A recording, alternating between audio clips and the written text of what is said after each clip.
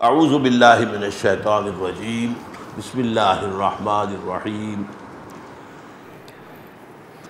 البتہ یہاں ایک بات نوٹ کر لیجئے، یہ میں نے اس سے پہلے کبھی نہیں کہی ہے۔ ہدایت کے دو حصے ہیں، ایک ہدایت اصولی ایمانیات، ماورائی حقیقتوں کی ہدایت، یہ کائنات کیا ہے، آخرت کیا ہے، جنت ہے، دوزخ ہے، یہ موت کے بعد کیا ہونا ہے، یہ فرشتوں کا معاملہ ہے، یہ ساری چیزیں کیا ہے، ماورائی، میٹافزیکل۔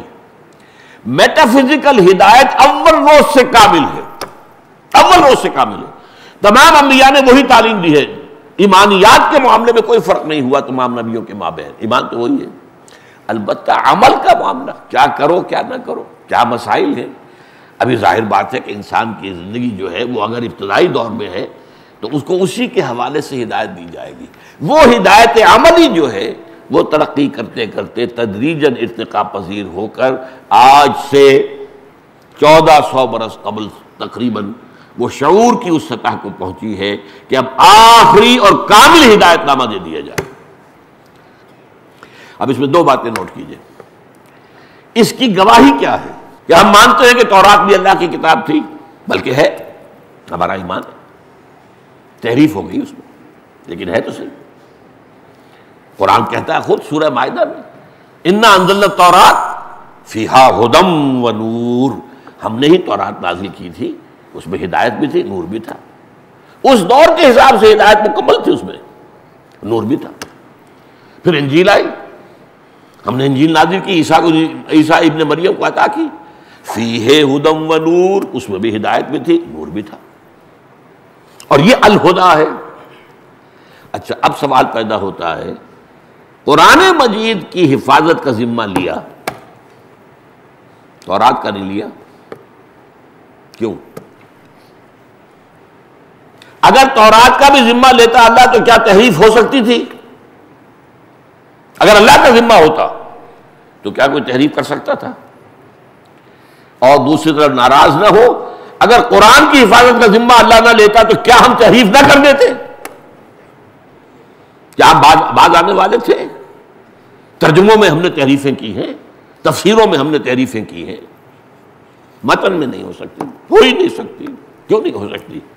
انا نحن نزلنا الذکر وانا لہ لحافظون، ہم نے ہی اس ذکر کو نازل کیا، ہم ہی اس کے محافظ ہیں۔ اب اس آیت کا پہلا حصہ تو مشترک ہے، تورات کس نے نازل کی؟ اللہ نے کی۔ ہم ہی نے اس ذکر کو نازل کیا تو قرآن نے خود کہا انا انزلنا التوراۃ، تو نزول کا حصہ تو مشترک ہے، قرآن اور تورات اور انجیل اور کتابیں، صحف ابراہیم وغیرہ وغیرہ۔ حفاظت کا ذمہ صرف قرآن کے لیے کیوں؟ میں یہ کہا کرتا ہوں ذرا لطیف انداز میں کہ ان کتابوں کو یہ حق پہنچتا ہے کہ یہ اللہ سے شکوہ کریں کہ ہمارے ساتھ یہ سوتیلی بیٹیوں والا سلوک کیوں کیا؟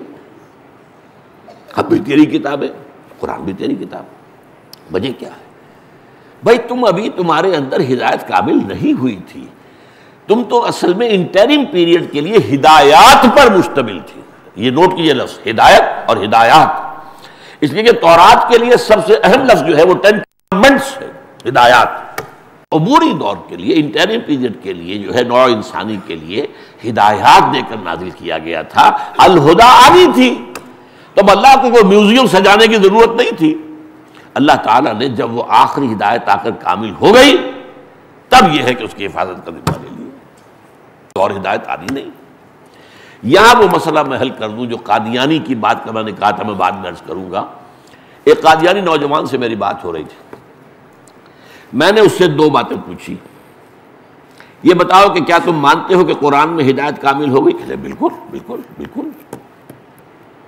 اچھا، کیا تم یہ مانتے ہو کہ قرآن محفوظ ہے، اس میں کوئی تحریف نہیں ہوئی؟ بالکل بالکل بالکل۔ تو پھر مجھے وحی کی ضرورت بتاؤ۔ جب ہدایت کامل ہو گئی اور محفوظ بھی ہے تو مزید وحی کی ضرورت کیا ہے؟ یہ اللہ تعالیٰ کا شغل تو نہیں ہے، یہ تو ایک ضرورت کے تحت جو کام ہوتا ہے حکمت سے، ضرورت سے ہوتا ہے۔ وہی ہدایت کے لیے تھی، ہم مانتے ہیں ہدایت کامل ہو چکی۔ بھائی اس گلاس میں جتنا پانی آ سکتا تھا آ چکا، آپ کہاں ڈالو گے؟ جو پانی ڈالو گے وہ ادھر ادھر بکھر جائے گا۔ یہ ہے دلیل اصل میں ختم نبوت کی، جو بدقسمتی سے ہماری طرف سے پیش نہیں ہوئی ہے۔ وہ مجھے آج تک یاد ہے کہ وہ جو قرآن مجید کے الفاظ ہیں، کیونکہ نمرود کے بارے میں فبہت الذی کفر، وہ نوجوان مبہوت ہو کر رہ گیا، اس کے پاس کوئی جواب نہیں تھا کہ ہدایت مکمل ہو گئی اور محفوظ ہے، یا تو یوں کہو کہ نہیں اس میں تحریف ہو گئی ہے، اب ضرورت ہے کہ کوئی نبی آئے، وہ اس کے اندر آ کر بتائے کہ صحیح کیا تھا، غلط کیا تھا، کوئی کمی تھی تو اس کو پورا کرے، کوئی غلطی ہوئی ہے تو اس کی تصحیح کرے۔ لیکن اگر قرآن کو مان لے کوئی شخص کہ اس میں ہدایت کامل ہو گئی اور یہ کہ وہ محفوظ ہے، تو پھر کسی اجراء وحی کی بنیاد ہی پیدا نہیں ہوتی، جہاں سے اس شخص نے فتنے کا آغاز کیا تھا اسی کی جڑ کٹ جاتی۔ اس میں دوسری بات یہ نوٹ کیجئے کہ حضور سے مثلا قبل نبی اور رسول کون تھے؟ حضرت عیسیٰ۔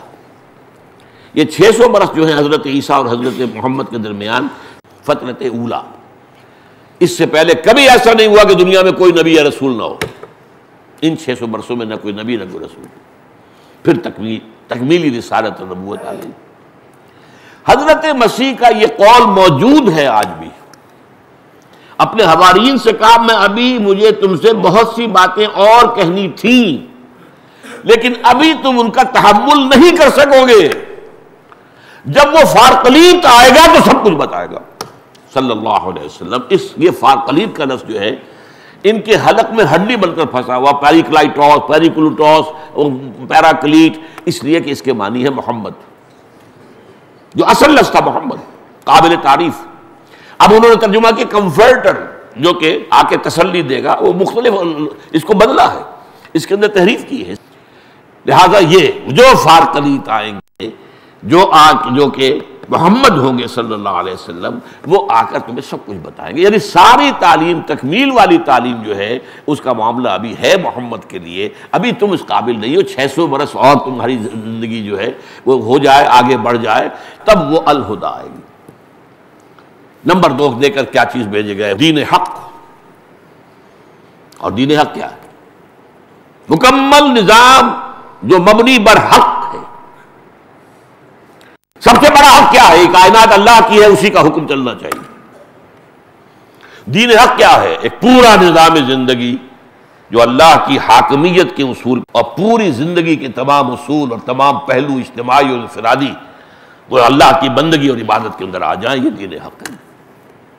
اور یہی نظام عدل ہے۔ ظاہر بات ہے کہ جب بھی انسان کچھ سوچے گا، اس کی ایبسولوٹلی آبجیکٹو تھنکنگ ناممکن ہے، یہ دنیا میں مانا جاتا ہے۔ اپنی ذات کو علیحدہ کر کے آپ سوچ ہی نہیں سکتے، کچھ نہ کچھ سبجیکٹیوٹی شامل ہو کر جائے گی۔ ایبسولوٹ آبجیکٹیوٹی کہتے ہیں، یہ مانتے ہیں کہ امپاسبل۔ سرمایہ دار سوچے گا تو اپنے فائدے کی سوچے گا، مزدور کی بات وہ سوچ ہی نہیں سکتا۔ مزدور کے گھر میں جو فاقہ آ رہا ہے اسے اس کا کیا احساس ہے؟ مزدور سوچے گا تو اپنے فائدے کی سوچے گا، وہ سرمایہ دار کے مفاد کو نہیں دیکھ سکتا، اس کی مصلحتیں کیا ہے، اس کی بھی مصلحت ہے۔ تو یہ معاملہ جو ہے دو طرفہ ہے۔ نظام صرف اللہ دے سکتا ہے، جو خالق ہے سب کا، وہ دین حق دیا گیا ہے محمد رسول اللہ کو۔ اچھا، اب یہ دین حق بھی کامل ہوا ہے حضور پر، اس کے بھی تدریجی ارتقاء ہے۔